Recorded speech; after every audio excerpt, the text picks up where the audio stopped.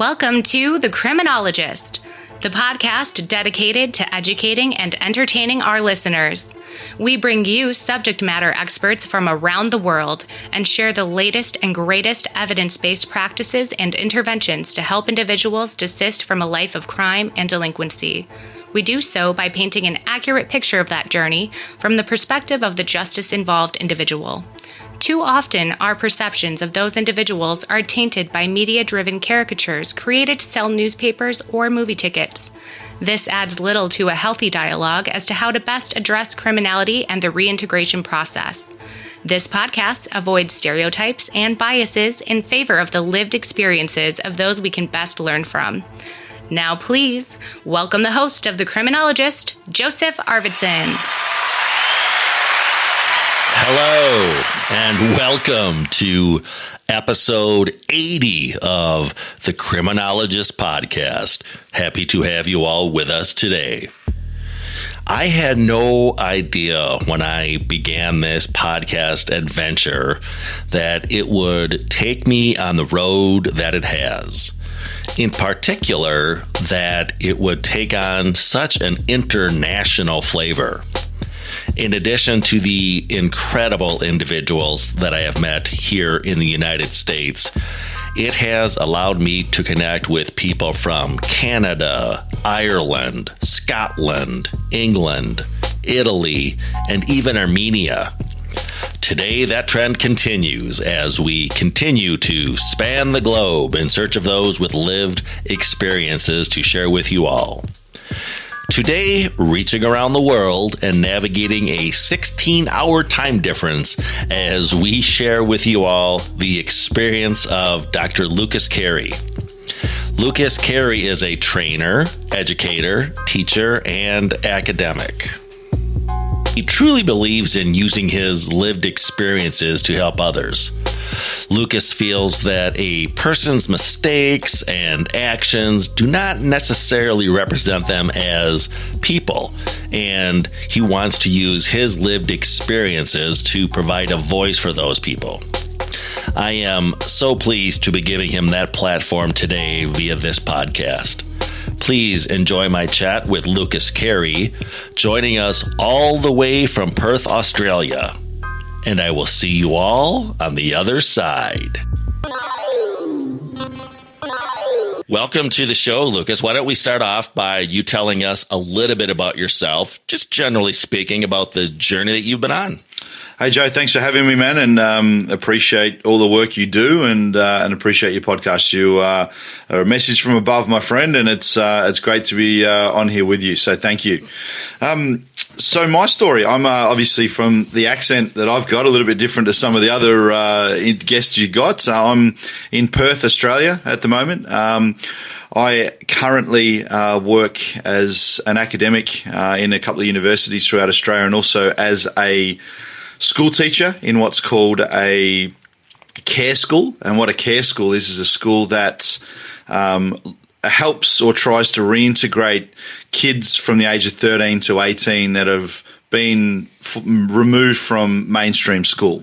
So removed through justice involvement or parents' justice involvement, drug, alcohol involvement, mental health issues, a whole lot of other issues that roll with it. And the reason I was able to get into that, Joe, is because I was previously incarcerated myself, and also have an extensive background in teaching and in education. So I was working in a local government in Victoria, and received some secret commissions for some of the work that I was doing, and put my hand up when that took place and accepted and received a period of imprisonment, and also a period of parole. And that, funnily enough, and in a really perverse way, Joe, was probably the best thing that ever happened, because I actually found my calling. I actually found the ability to bring together my educational background, my ex-professional coaching background, and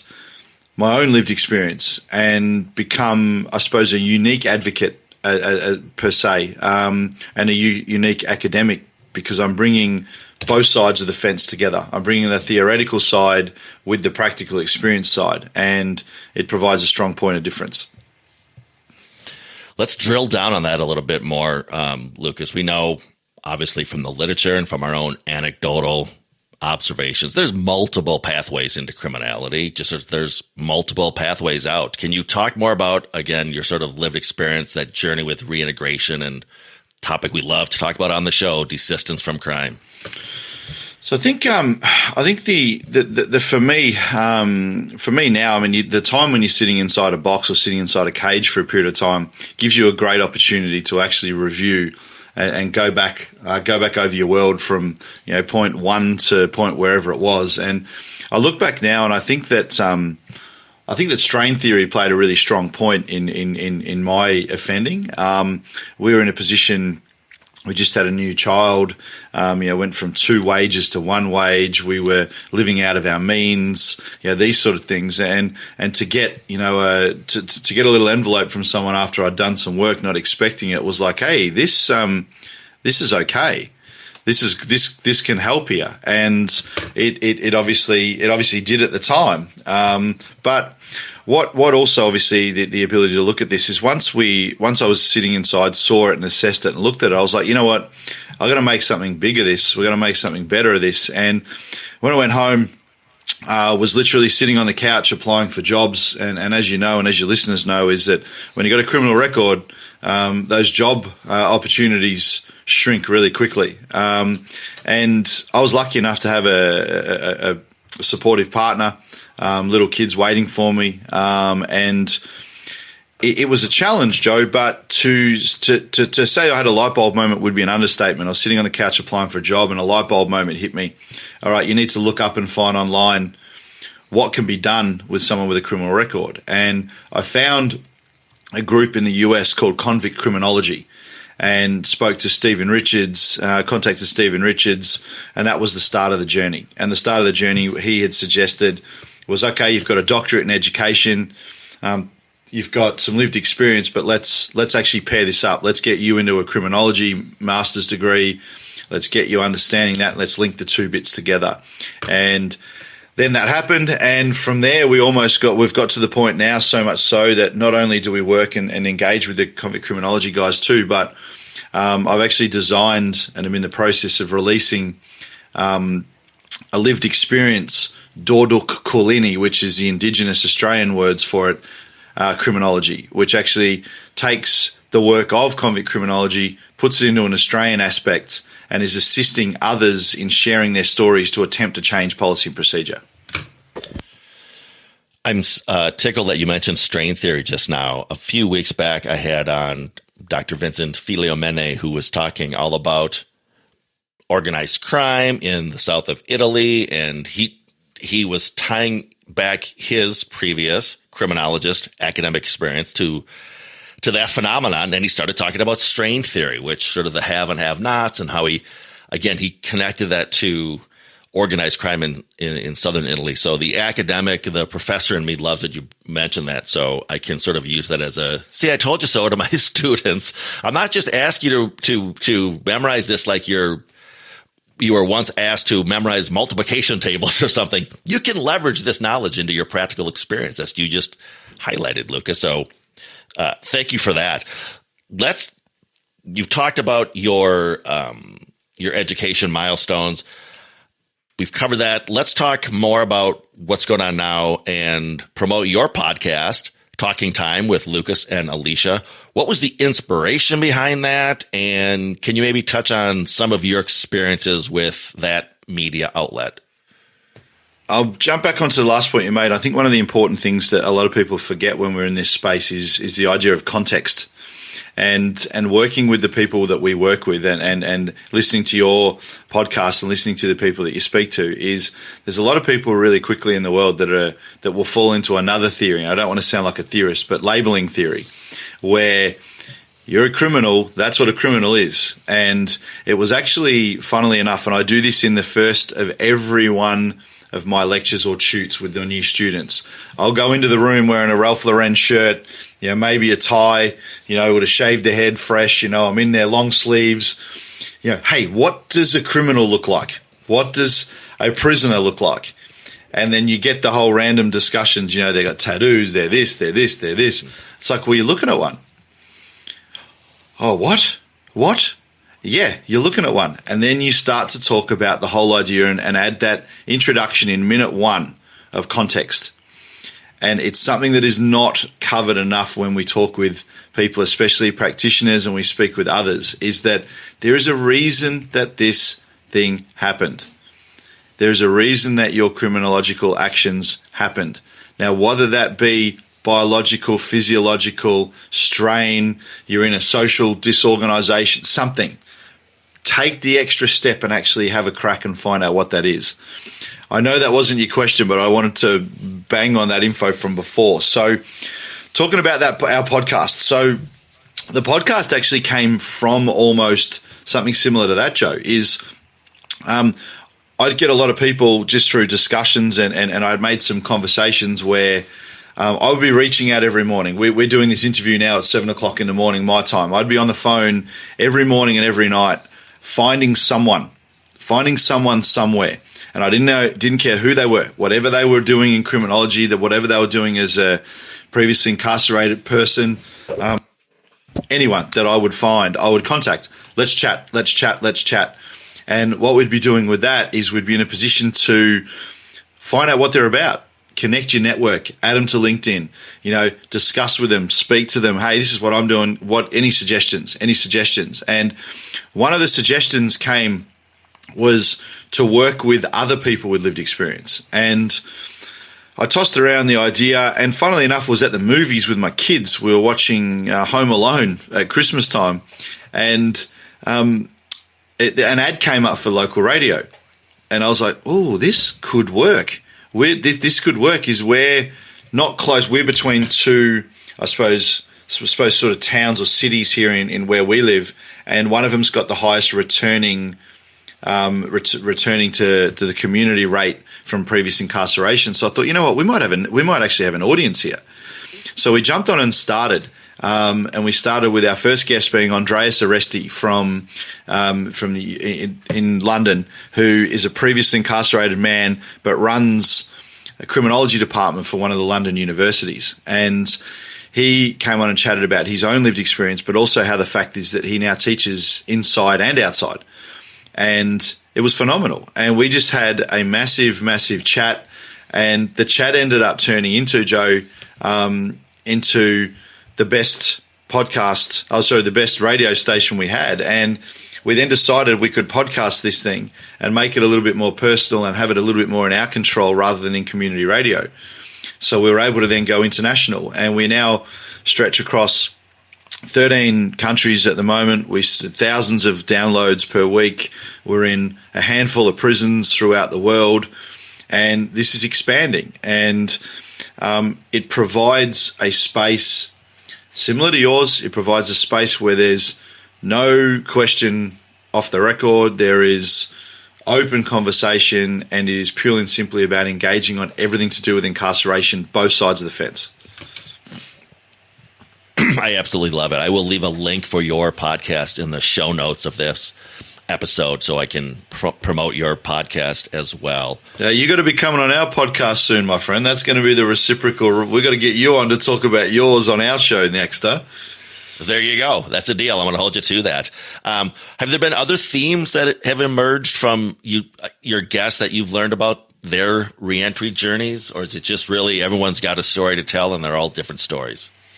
Probably, funnily enough, mate, probably a little bit of both, to be honest, is we open the show similar to you close the show with something. We open the show with the saying that we don't own anyone else's lived experience.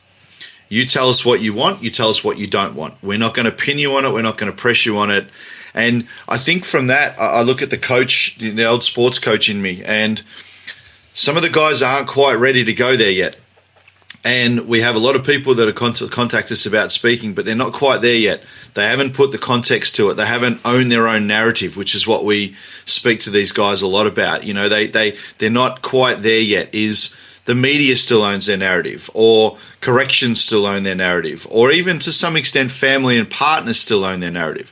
So once they work through that, and I help work through those guys. So we work with a lot of guys off the side voluntarily to help them find their own voice and to get their own voice back again. And the first part of that involves engaging with as much of the media or as many of the people that they've influenced or affected through their actions.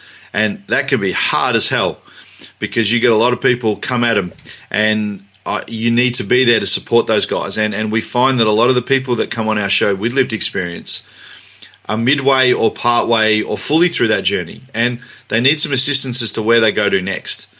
And we provide the opportunity. We've recorded, Joe, as I'm sure you have, we've recorded a hell of a lot of interviews that don't go to air because the people don't want them to go to air, but they just want to use this tool as a way for their own journey and their own healing.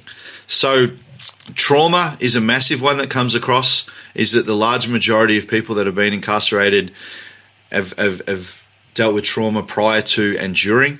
And it's just about that. And I think that is a big miss worldwide in corrections, is that there's not enough focus on dealing with the trauma rather than the actions.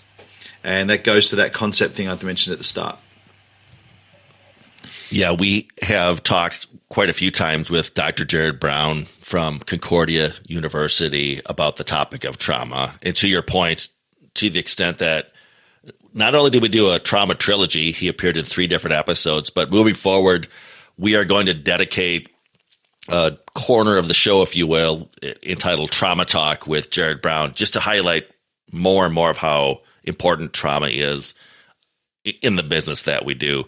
You teed me up perfectly for a segue in your previous response, because I wanted to talk about your website, which I will also share in the episode description of this podcast. In addition to all of your prior podcast episodes, which folks can find on that website, there's also a cool little blog post. And you just talked a little bit about narratives. There's a lot of talk about narratives in the desistance literature. One of your blogs is entitled Owning Your Own Narrative. Again, share those insights. You teased it a little bit here, but again, the importance of that narrative, or as I call it, sort of the movie or the script that's, playing in one's head, and again, reshaping that. Hey, I appreciate that plug for the website. Funnily enough, the website was put together for my attempt to get into academia full time, and that's a challenge. And I will get to that narrative section because it links up really nicely. And I spoke to a colleague of mine in Canberra in the ACT here in Australia, and she suggested that you need to appease or appeal to academia and appeal to people in a whole lot of different ways, and one of them was to develop a website. So the website was just a simple thing that we put together, but I was able to include some of the other stuff, such as that blog and a few others that we've done over the journey. And the narrative section for me is huge because, as I mentioned before, about first of all, that first step is engaging in and embracing everything that's been said about you, but making sure you've got the support, second of all, to deal with that.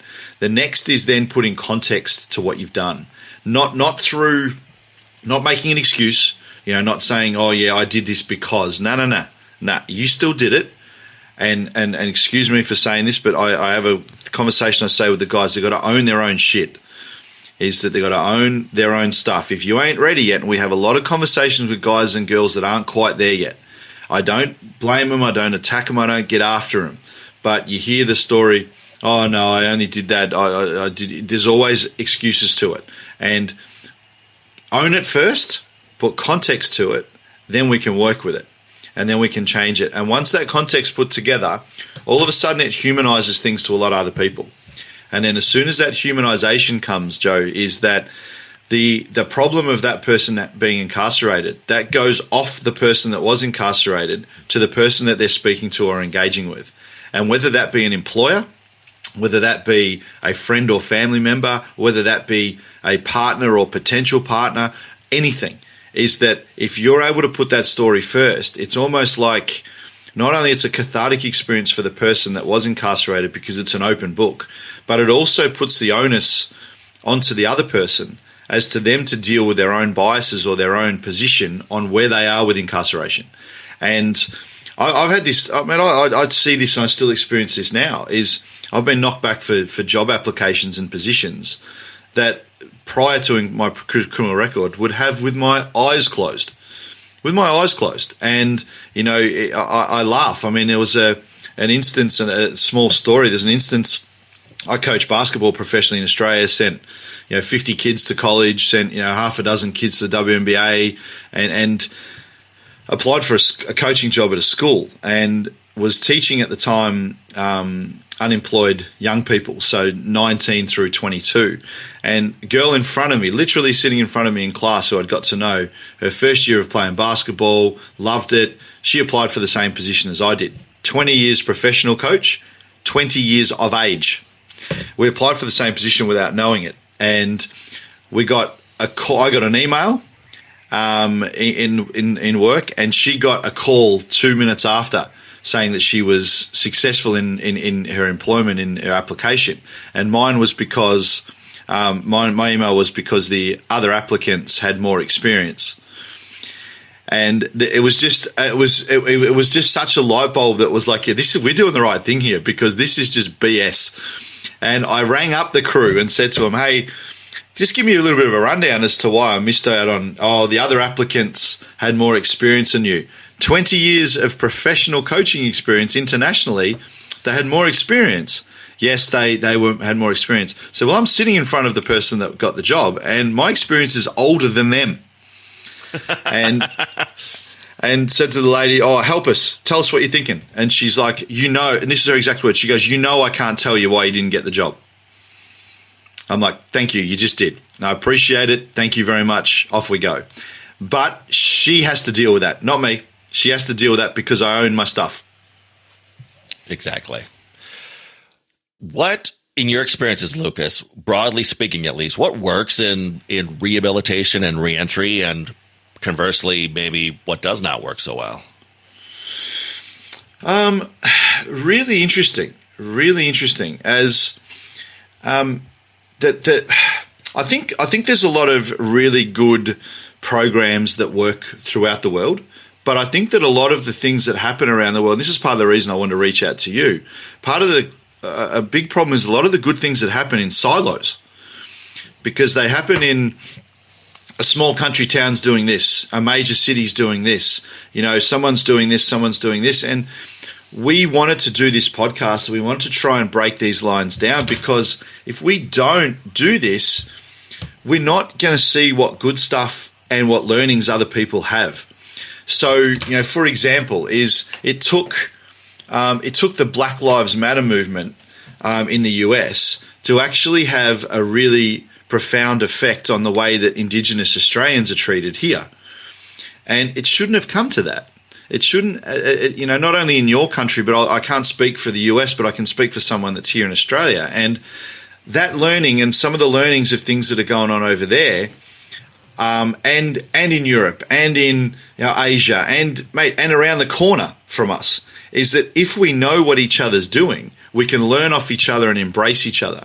And the other bit for me is one of the biggest missing points and missing parts here in Australia is not only the universities, and I know that sounds a little bit left field, but the universities here are still very adverse to the idea of hiring people who are previously incarcerated in full-time positions, where in the US it's a reach out and grab you because we want you, we need this. Where here it's extremely different. We had a conversation last week with a university, and the head of criminology, we don't feel that people with criminal records have a spot in our school of criminology. Like, really? So what, like your left foot doesn't belong in your left shoe? Like there. So I think that's a big bit. I think the universities are missing. I also think that there is distinct racism that appears in our systems. And I know, again, talking here as a country that was colonized, is there is still systematic racism. And I'm not an Indigenous person, but for any of your listeners, there is a recent TV show that was on what's called SBS, which is the Australian Special Broadcasting Service, called Incarceration Nation. and it is a really fantastic story about Indigenous or Aboriginal incarceration here in Australia. And it interviews and goes through discussions with Indigenous people that have lived inside, that have been inside, and it talks about the statistics of this story. And there's a great speaker that was on our podcast named Keenan Mundine, and Keenan is on that show and talks about how he was in and out of prison due to systematic racism and other flaws in the system. And I think they're probably my space in Australia, the two areas that need to be looked at a little bit more. And then probably final, which is everywhere, is jail the answer? Is jail in its current form the answer? And that's such a big question that everyone looks at. And, is there a place for incarceration? Possibly. Is there a position for better programming, better development, better rehabilitation in programs in prison? Absolutely. But it's finding the happy medium with funding as well. Well, you asked the question, is jail the answer? If you had the ear of a prison warden, or say the director of a probation and parole agency that was looking to make some serious changes in how they do business, Lukas, what advice would you give to those folks?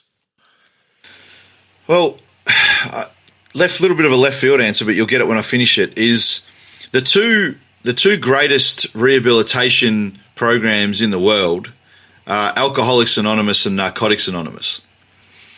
What are the two things they incorporate together? They bring together education and they bring together lived experience. So if we're serious about reducing recidivism, if we're serious about changing what we're doing in corrections worldwide, and this is colorless, this conversation, this is ethnicity-less. I don't even know if that's a word, but we'll just say it is now. So it is about incorporating and embracing lived experience and theoretical experience. I use the analogy, Joe, of a four-wheel drive, and four-wheel drive's going up the hill. The front wheel is lived experience. The front wheel is theoretical skill, policy knowledge, and the back is lived experience. If you take the lived experience tire off the back, you're still going to get up the hill, but you're going to be dragging your ass.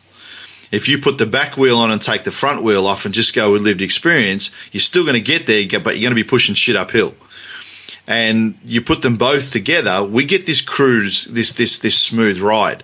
Not only does it assist in policy and procedure and change, but it actually influences the guys that are returning by taking away their idea of liminality, of them not knowing where they belong, because it gives them a space to be involved in assisting others behind them and paying it back. I'm going to steal that four-wheel drive analogy. I absolutely love that. I just credit it and put it on. Just put the tick on there and say, yeah, this fat bald guy in Australia I was talking to told me about it. Well, from one bald guy to another, I'm going to steal that. And now you made me lose my train of thought because that was such a great response. I'll circle back to it probably. Same question as I just asked, but let's maybe take that down from, again, if you had the ear of an administrator or warden, let's maybe just drop that down to sort of the boots on the ground. Say you've got a very progressive-minded probation officer who just day one on the job, and they want to be the best probation officer they can be. What kind of advice would you give to that individual? To listen, and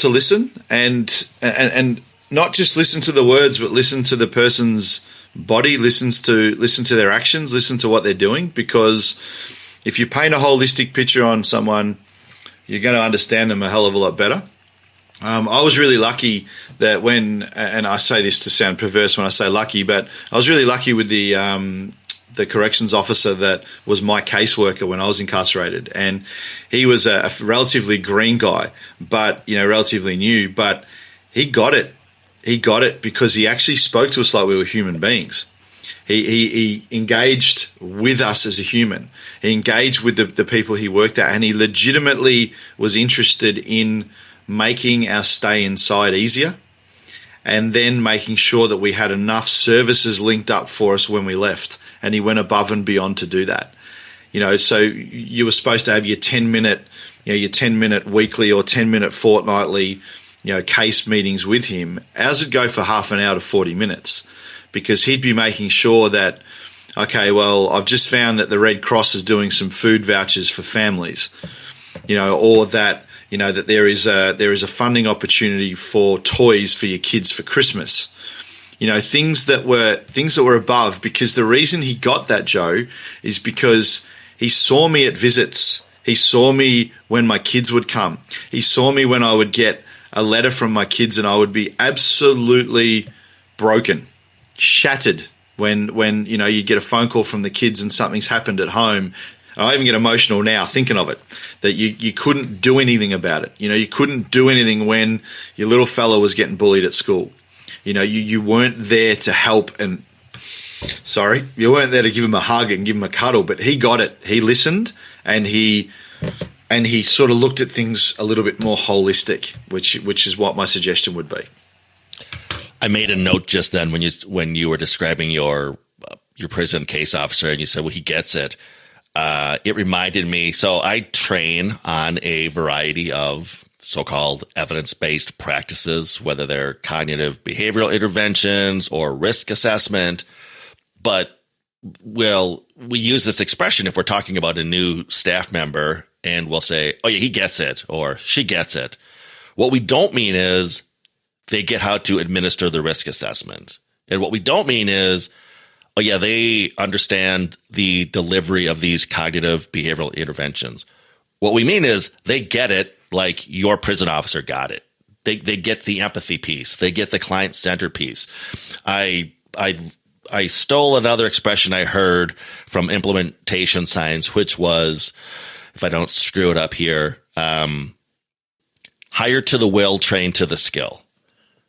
I can't train someone again to be empathetic or client-centered or whatever variable that case officer of yours had. I can train them up on how to conduct an assessment or a cognitive intervention, but I can't change that sort of internal spark or whatever we want to call it, that they need. Which is why I'm always telling folks, no, listen, look at the core individual, hire to the will, and I'll always train them to the skill later on. But we kind of reverse that around sometimes and think just because someone's got a resume that they completed all these trainings mean they get it. They don't. It's so true, Joe. It's so true. And even with, even with other practitioner areas, I mean, there's groups over here now that are starting to dabble into the lived experience space, but they won't hire anyone with lived experience. So, like, you're being half pregnant. And I had a really good conversation with a university the other day, and they're like, oh, we've got this great program that's helping previously incarcerated people. It's like, cool. So who are your previously incarcerated people using insider perspective to actually assist them and help them in understanding what they're about to face when they walk out that door? Well, these guys are really great at developing programs. You know what? So am I. But you know what? You can teach me to develop a program. You can't teach them to have lived experience. So let's go with this system is screwed and across the world and has been for millennia. So let's actually put a line in the sand and let's say, you know what, let's do things a little bit differently. Let's look at how Narcotics Anonymous has worked, how Alcoholics Anonymous has worked and continues to work. And let's maybe use not just in a weird wheel them out bearded lady style, here's $100, thank you for telling your story, we'll see you again in a year when we need to tick off our social conscience. Let's make this for real change.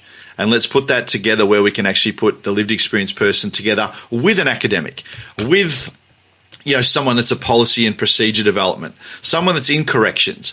Think about how powerful that would be, Joe, where you've got, in our case, an Indigenous person, a previously incarcerated person, someone from corrections, someone from policing, someone from community justice. There's your difference right there, 5 people, and the things change. Yeah, exactly. We've talked about the role that the media plays. Let's just talk about the public in general. What's one thing the public just gets wrong about prisons and or our rehabilitation efforts, which obviously they learn a lot from the media, which is not the best source? It goes back to labeling theory, as we mentioned beforehand, is words are so strong and words are so powerful. And when I say public, I'll break it up and we'll include employers in this, is, you know what, someone does something wrong and makes a mistake. it doesn't make their skill set that they were doing previously any less than what it was. All it does is it actually shows them that they're human. It shows them that they made an error. And you know what? It actually, for me, as someone that used to employ people before I was incarcerated, I actually used to employ people who were incarcerated, because I look at their problem-solving abilities. I look at some of their other areas that they've had a problem, whether their problem be, that they needed additional resources, and whatever that money, drugs, whatever that looks like, and that they were able to work out alternative means to do it. You know what? If we can work with this person, and often guys are better communicators or great communicators or have a different spread of soft skills, and to label them is really tragic, and unfortunately we do it. And I use an example in our discussions, and we were talking about labeling theory the other day in one of my lectures, and two people, one's a professor in Australia that as an 18-year-old became a registered sex offender because he was intimate with his 15-year-old girlfriend at the time. They have now been married for 40 years. Okay, so they're married for 40 years. He's still a registered sex offender. So there's the words sex offender. On the right-hand side, previously or currently incarcerated sex offender who's been involved with underage children. Now, by the letter of the law, they're the same. They've got the same label. And unfortunately in the public is we don't put enough context onto things. We don't find out a little bit. We see that label. Oh, wow, sex offender, don't go near him. Well, ask his wife. They've had 3 kids together. So we look past that, and I think we're not great at that in the public, and I know the media plays a really bad role in that too, but I think we are scared of difference, and we're scared of what we don't understand. And if we don't understand the context of what someone's done, they can automatically shut up shop, and it's up to them as to what they do. But obviously there's safety issues too, as people get concerned about safety of their family, et cetera, and I understand that. I really do. I get that. But you've got to understand that what you're saying and the words that are saying, you are affecting a human being and their families by those words that you're saying and words that you're not. Yeah, labeling theory is alive and well, that's for sure. I want to mention something I stole from a colleague of mine who was reflecting on, again, this sort of obsession with the criminal offense and the inability, even amongst practitioners, to let go of that. And he framed this for me brilliantly. He said, sometimes he teaches as well, and he said, sometimes I'll ask my students, they don't have to share, just reflect in their own heads. Think of the worst thing you did on the worst day of your life. And that may not be a criminal thing, but it could be you lied, you cheated, you broke a promise, whatever it was, you stole, didn't get caught. He said, now just, turn that adjective into an adverb or adverb into an adjective, and just imagine being labeled that for the next 5 or 10 years. Hello, Mr. Cheater. Hello, hello, thief. Hello, liar. But we get so hung up, again, with labels in criminal justice, and even, again, there's a fixation on that date of offense, that offense narrative in their base file, that we define them by that. We don't see them as the person. We see them as, oh, my 11 o'clock auto theft appointment is here, and I might have to reschedule my 3 o'clock sex offender appointment I had, or whatever it may be. But they're humans with lives, and again, we're defining them by, arguably, the worst thing they did on the worst day of their life. One of the bits that also sticks out as well, and you talked about what the community can do and then what others can do as well, is that we have, we're starting to get, obviously, and I know you guys have it there too, is a spent convictions program, where after a certain period of time, the convictions disappear. The challenge is, though, mate, is the media reports that sit online don't disappear. So they don't disappear with it. So I could have I've got I think another 2 years or 3 years before I can apply to have mine expunged. Now, I'm not going to, because mine's out there. I've put it out there, and I speak it, and I discuss in it. But you know what? Even if I did, you can still look my name up online, and what you find is not true. What you find is stuff that is not 100% correct. And, so that's going to stick forever. And this is the other bit where I think, anyone that listens to this that's involved in media needs to understand that I get the whole idea that you are needing to sell newspapers, clickbait, everything else that rolls with it. You're talking about human beings, people who you might be living next door to. You might be going to the shops with, funnily enough, your kids might be playing sport with them. So mate, ask the question and think, do you want to label that person forever? You know what? I'd prefer to know the person I'm living next to and know all about them rather than not. And we've had social stuff happen here with us that when, people, and I don't know why they do it, but people would look up, other people online when you socialise with them. And they're like, and I was telling them, yep, this is what I do. This is the field I'm in. Yeah, we saw it. We looked you up online. And we're still here? Yep, perfect, done. Don't have to have that discussion again. It's done and dusted. What else is on the horizon for Lukas Carey? What's coming up? When I'm having you back on the show in 3 years, Lukas, what are we going to be talking about? 3 years? We're waiting that long, brother. Wow. I'm trying to give you some opportunity for growth. If I had you back next week, we talk the same stuff. Yeah, absolutely.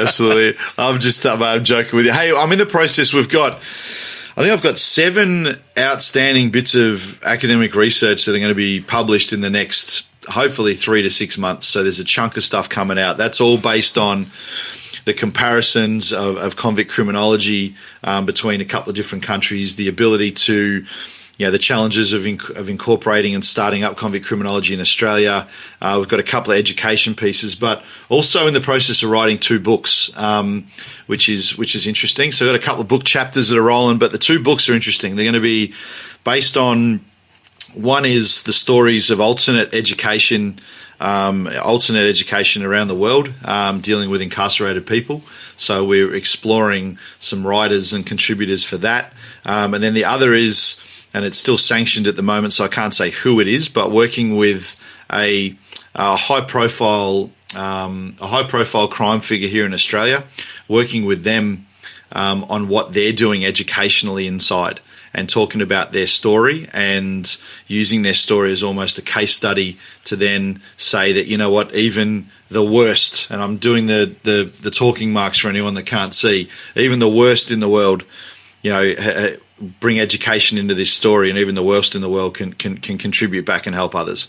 So, mate, I think I'll sleep again in November. I've said to my wife, I'll see you at the end of November, maybe Christmas time.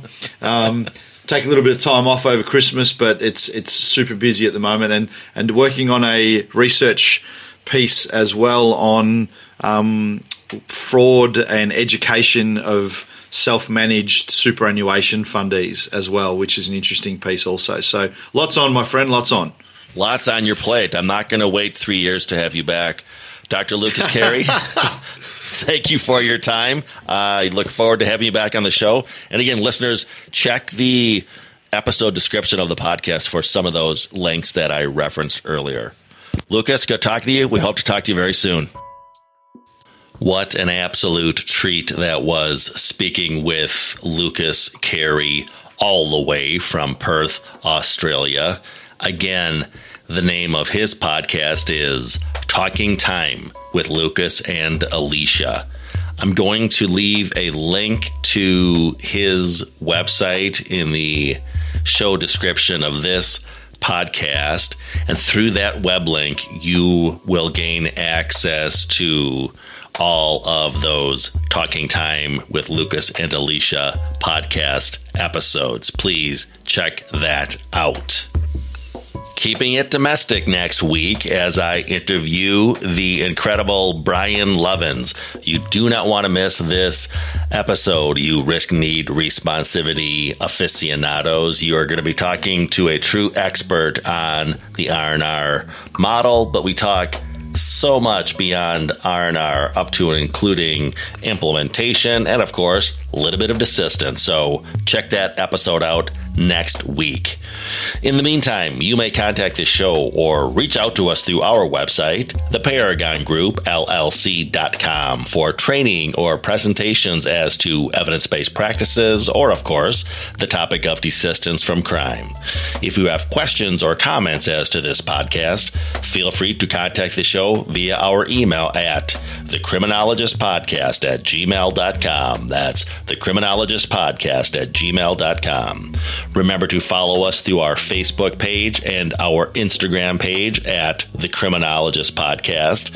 New fun images are being added all the time. You don't want to miss out. Watch for some exciting Instagram, Facebook feeds coming up as we go on a little bit of an adventure here with the Criminologist Podcast. So watch those feeds for that. The Criminologist Media Group is also on Twitter at Crim Media Group. That's CRIM Media Group. Go ahead and give us a follow on Twitter.